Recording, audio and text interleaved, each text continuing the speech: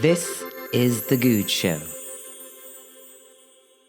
Welcome to this week's episode. My name's Surinder and I am sitting here with my good friend Carol Bender, SEAL spouse and co-founder of Joy Wellness Partners. How are you, Carol? Doing great. Thanks for being here to everyone. Yeah. Oh, listen, thanks for having us here. I mean, this is where I get my sanity, where I keep my sanity. Otherwise, good. you know, I'm like a bat out of hell.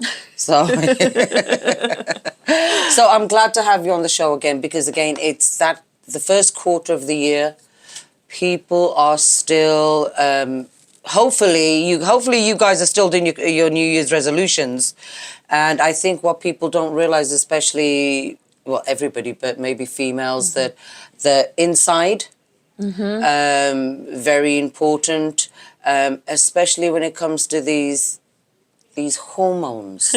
You know, I mean, I've been a patient for a while. Yeah. And I feel sometimes like I do and I don't understand them because to me they're so complex. Why are hormones such a complicated thing? Well, I wouldn't always say they're complicated, but they're connected and they're interconnected. And so one will affect the other, kind of like a group text and you're just kind of going back and forth and one thing will say a signal to someone else. And so the hormones come from many different glands in our bodies, the adrenals, the ovaries, the pituitary in our brain. So they release different messages, and it's important to know what message is coming in order, and we can help patients to kind of make that a little bit more simple. The good thing about what you just said is I like the comparison of, first of all, they're not like when guys hear the word hormones or women hear it's always women think it's just for us. We're the only ones with hormones. So it's, you know, it's nice to hear you say that they come from pituitary gland, from everything that everybody's got in order to, like you said, like that group text. Yes, know? It's like a group text and you're getting a text message from the brain to tell your ovaries to release estrogen and testosterone and progesterone, and you're getting, as a woman, you're getting a lot more variety in your hormones and their symptoms and their effects as you age, whereas we typically think of men as having kind of a light switch on with testosterone, and it's a little more simple for the men. Yeah, I'll give you that, right? The women can be a little bit more complex. Yes. If we have to say it that way. And it makes us more special and honestly more superpower ability. So But because of course, I mean, I completely agree. I think these hormones, now that mine are at a place where, you know, I feel good with them, you know, but like, for women that are listening, if we went back to simplify them, like the ABCs of hormones, what should women know about hormones? Sure. Well, I like women to understand that testosterone is a female hormone, not just a male hormone. I like women to know that estrogen is not just that hormone that makes you cry and bleed, but it has a lot to help you with anti-aging. So there's benefits to estrogen that exist beyond just being a moody, weepy. That's kind of a misconception. And progesterone is another, you know, maybe letter C in the hormone category because it kind of keeps you even keeled. Yeah. And it can help with all the things in fertility. So it did its great job during the time when we were having babies, and it still has that anti-anxiety and sleep benefit as we age. And then there's a number D, letter D, I would say, is thyroid. So that's so important that women get a comprehensive thyroid understanding for themselves, because a lot of energy is missed and a lot of anxiety is missed as a mental health issue when a thyroid is the culprit. Really? See, every time I come in here, I learn something new. I had no idea. And I have to say, this was the first place that, and I'm not embarrassed to say this as a woman, but I feel that when you Google something, you know, you're doing your due diligence, there's so many things that come up with big names, and, you know, the medical profession has a whole different vocabulary of its own. There is only when I started coming here that you guys explained to me that progesterone is your good hormone, you know, and the only thing I'd heard about estrogen up until that point was that it gives you cancer. Yeah. Wow. Yeah, it gives you cancer. Don't eat any soy. because it's estrogen, which will give you cancer. So there's just so much information thrown, and then when you throw cancer into it as well, you're just like, "Wah!" Yeah, that's right. And thank goodness this last year, the FDA removed the black box warning against hormone replacement therapy for women. So we can celebrate that as women, that they're acknowledging that there were flawed studies back in the 80s that led women down the pathway to be scared of estrogen and progesterone, because they had given them synthetic, which is basically a molecule change. So they said, okay, let's try to replicate the estrogens and progesterones in your body, but make them man-made, and so they weren't exactly matching in the lock and key fashion that you should have. If you think of a key needs to unlock a door, well, the hormone needs to be an exact match to open up the cellular effects. So when you had the synthetic version and they were given in versions that were a little bit not bioidentical, like oral estrogens, for example, in the studies. We can go in depth for a long time about the flaws of the studies for too long lectures, but the bottom line was they were small sample sizes of women in certain age categories with risks, and they did not show accurate results. And so the FDA took off that black box warning, acknowledging that their studies that they were basing that warning on was flawed. So they say, no, we now want women to know hormone optimization is good for you. And hormones are part of your body as you grow, and a lot of these chronic diseases only come when those hormones decline in aging. As we're getting closer to menopause, those are when the symptoms start to arise, but there are long-term adverse effects that are way, way, way higher risk of happening. Cardiovascular disease, dementia, bone density loss, way bigger risk of that than what they thought, which actually wasn't true, of cancer causing. Does that make sense? Yes, it does. And, you know, again, it's only because I came in here that like today, obviously, we spoke about the black box. And when I heard that on the news, again, it's a different language. I know it was something good. So I'm glad you've explained exactly what the black box meant and the benefit of it not being there, you know.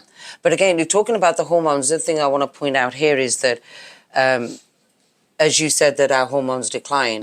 And I know we're going to discuss this later on, but it's in my head right now. Testosterone, that was a biggie for me, to me. Because again, I knew that the amount of testosterone a woman has is not going to make her big and bulky. But then I had this thing in my head of, if you take testosterone, you know, you're going to end up with no neck and, you know, kind of thing. Like growing a penis and things like that. Yeah, the fears. And I don't need another penis, people. No, but you had that book in your waiting room. Yes, in the lobby that I started reading, and but yes, I that was in my head, so I had to get it in there. But talking of the hormones, changes that occur, because at what point do you think that I've got a 16-year-old coming up to 17. She's come in here, she's had some blood work taken just to, you know, check her out kind of deal. At what point would you suggest that you come in? Yeah, there's no age that's too early. For my personal experience, 29 years old was the year that I was discovering so many benefits from having my hormones checked. That changed my life. I found out that I had a thyroid condition and that my testosterone being low was one of the culprits for my bone density being low as well. So it put all the answers to me and gave me that answer. So 29 was, you know, almost like a midlife change in my health. So what prompted me to test the labs was the bone fractures I was having. So if you have any symptom and your doctor wants to say, well, let's put you on a birth control pill, you know, as a young person, don't just accept that because we talked about synthetic being one of the root issues with those studies. We prefer the bioidentical method when it comes to hormone replacement here, because bioidentical is the key that will fit. And so you can be a lot safer when you optimize your hormones with bioidentical with less side effects. So back to that, when should you start testing? You can pay attention to your body, and when you have a little symptom that's fatigue or sleeplessness or anxiety, instead of running to the closest prescription that doctor might be ready to give you, Yeah. maybe get your hormones checked Yeah. first. You know what I think sometimes is the problem, though? Because I've had those days where I'm sluggish, I don't have a lot of energy, and then some days are good. And then sometimes I think because as moms and as entrepreneurs and just people with shit to do, we put it on the back burner and you think, oh, I was just tired that day. Right.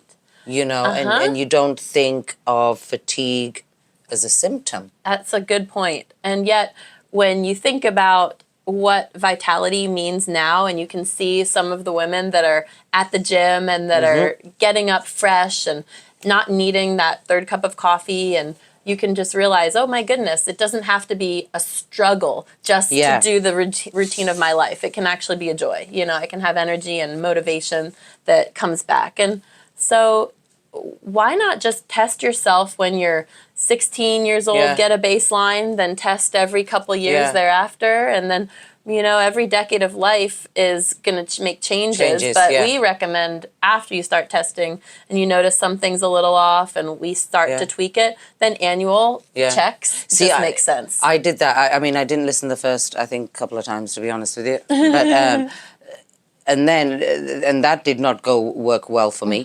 But recently, when I noticed a slight little change, it's like, okay, I need to go in there and just get it checked out. Again, you've got to be proactive with your health, because the other thing that sometimes I hear, mostly from guys, oh, I went once. Right. Okay, roger that. Then you should be all healed. You know, you've got to be invested in your health. And I actually had a girlfriend of mine that did go take synthetic, and she was told she could only be on them for a certain amount of time. And I said to her, well, think about that. Yeah.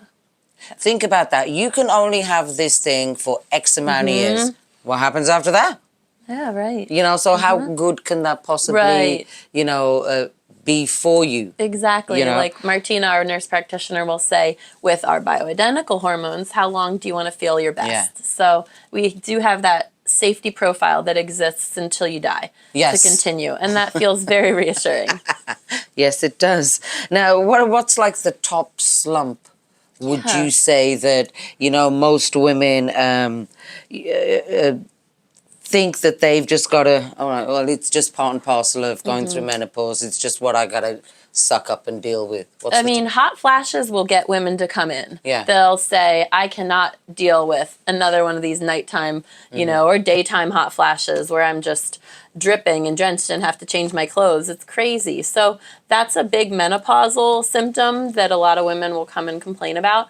But the menopause diagnosis is after you've had no period for a year, but about 10 years before that, your pre or perimenopause years can start. So we here prefer to, again, be on the proactive side and help you to be optimal throughout that perimenopausal period. So, I got to be honest with you. I don't know how women are going without any kind of treatment at all. Because like my sister said to me, and if you're watching, you did say this to me, I asked her, I said, how was Mum's menopause? How was your menopause? Because, you know, I really, at this time, I didn't really know what was kind of going on. Oh, it's a piece of cake.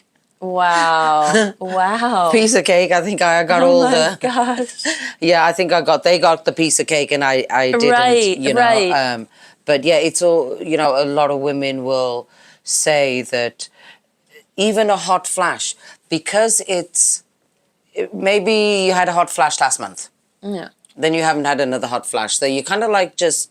brush it off, right? Yes. Yes. Well, one other benefit that I kind of got me into the hormone optimization early, aside from my own bone fractures and realizing I had to do something about that, was the prevention that it'll provide for the chronic diseases. And as I was focusing on prevention, I started to experience all the benefits of an optimal life. Before the side effects of menopause hit me or perimenopause, I got less anxious. I slept better. I woke up fresh. I had that energy to lift more weights at the gym. I had the peace of mind to be more even-keeled with my spouse and my kids. I feel like those symptoms of those benefits can continue throughout menopause. You might just be adding some estrogen as you get closer to menopause, and then adding progesterone. Progesterone can drop before estrogen. So we work with patients at all those different ages, and we know kind of the symptom, what hormone it'll connect to kind of help them to tweak that. So if I said to you, who's a good candidate for hormone replacement, who would you say? Really, any woman, honestly, especially women that are facing those struggles of life not being as fun as it used to be.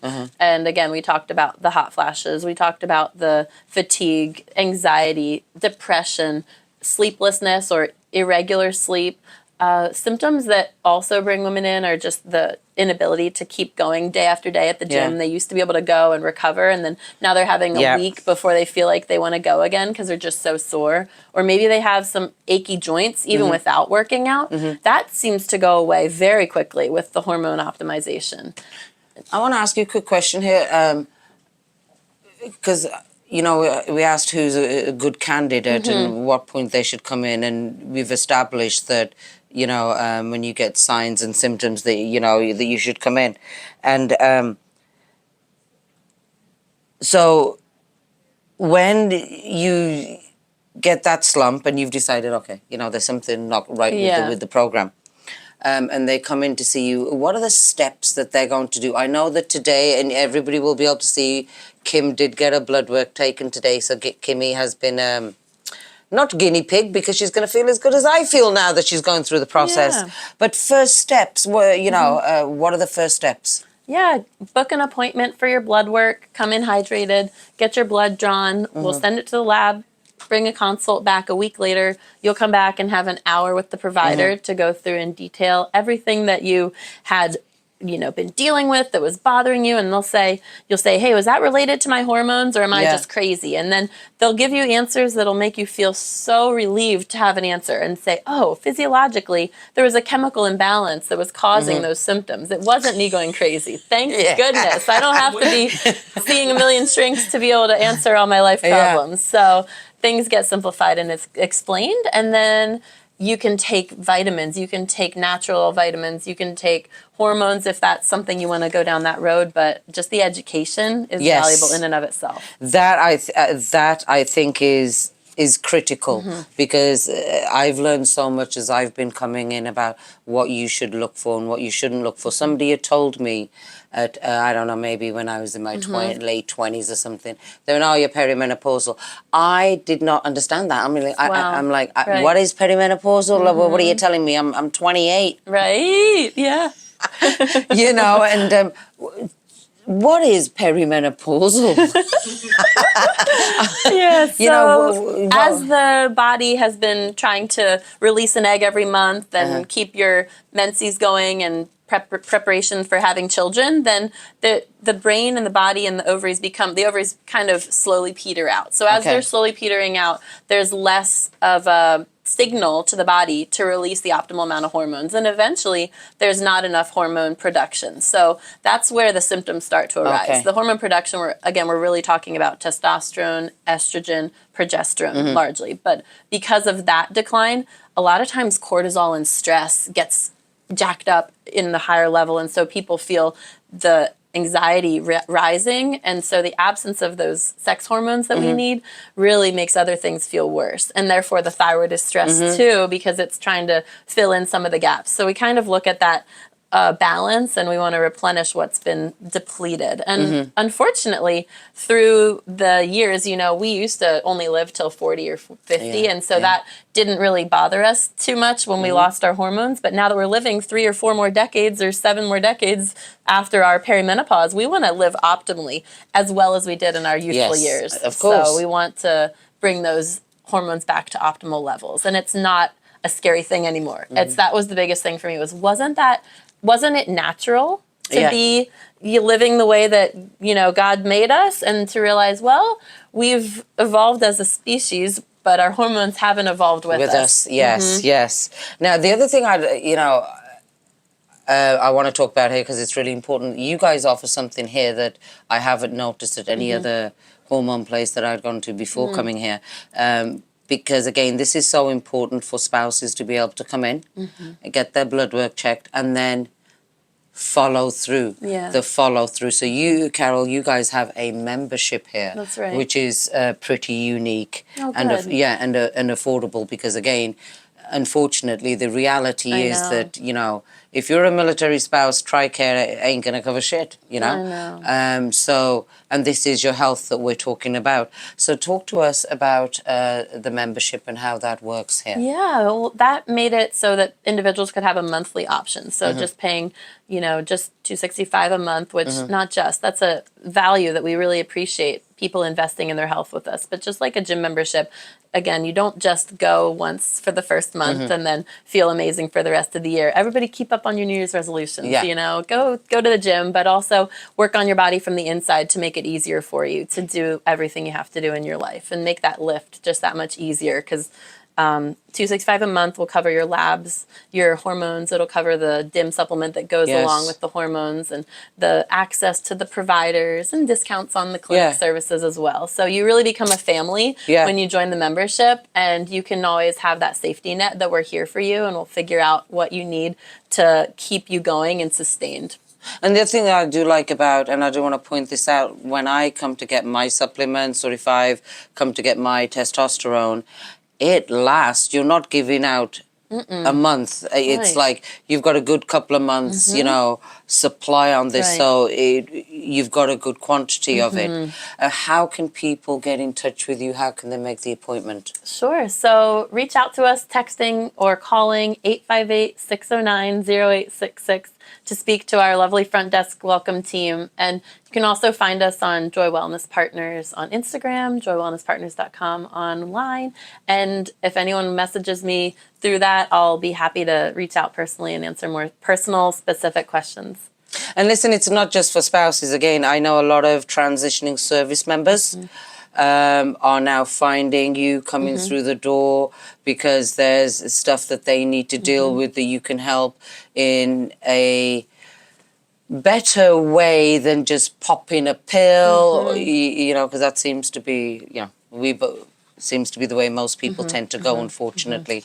So again, yes, for transitioning service members, anybody that you know that is going to be transitioning out, or any military spouse that you know that is going through the menopause, or just noticing some symptoms, for us to be stronger, we've got to look after ourselves inside and outside.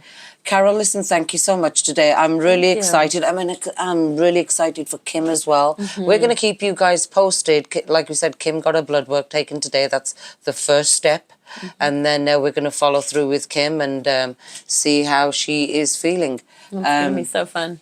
Perfect. Hey, listen, guys, I want you to follow, like, and please press subscribe on YouTube. Share it with another military spouse. You've got any military stories, please connect with us.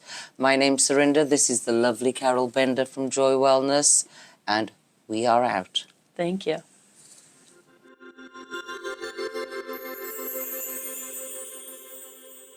Thanks for tuning in to The Goode Show. If you loved what you heard, follow me on Instagram @The Goode Show.